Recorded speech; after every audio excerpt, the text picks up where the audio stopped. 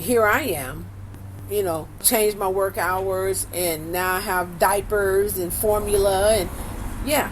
But as time got on, a lot of people said, "Oh, I wouldn't have done that." And in the paper they say, "Oh, yeah, most parents wouldn't have done that." Well, I wasn't faced with the decision to figure out if I would have done it or if I wouldn't have. I think I'd done what any mother, any human being would have done, and that was to take them. And I worked very hard financially and with 4 different attorneys for 4 different kids to keep them all together. When you think of Portland, you think of, the mountains, the air, the bikes, it's a green state. We're kind of weird, but when you say Portland's and guns, the first thing that's going to come in your mind is gangs. It's not going to come where a mass church shooting or somebody went downtown and shot up the whole waterfront. We barely seldom get that. But if you look every other day or you Google, then it's going to pop up.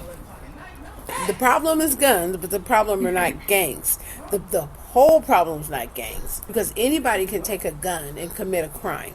But when you put that other label on it, so when you think of guns, then very seldom here do you think of mentally ill people in the hands of an estranged husband, in the hands of a youth that's troubled.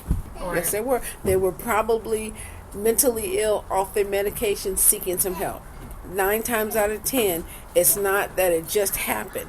It's that they went to try to get the help and was denied the help, so that's all they could do. Because not only gangs use guns, people use guns, and a lot of times they like to label it as gangs because that keeps the fear in the community. That keeps me on a lookout, because it was a shooting the other day and it was gang related. So, that keeps me at high alert, and then I go spend money and I get a gun, and then I get my house where it's got all these alarms on it to protect myself, because I have a fear. It's fear-based. So if I say, okay, there was a shooting across the street and, the person's arrested, then,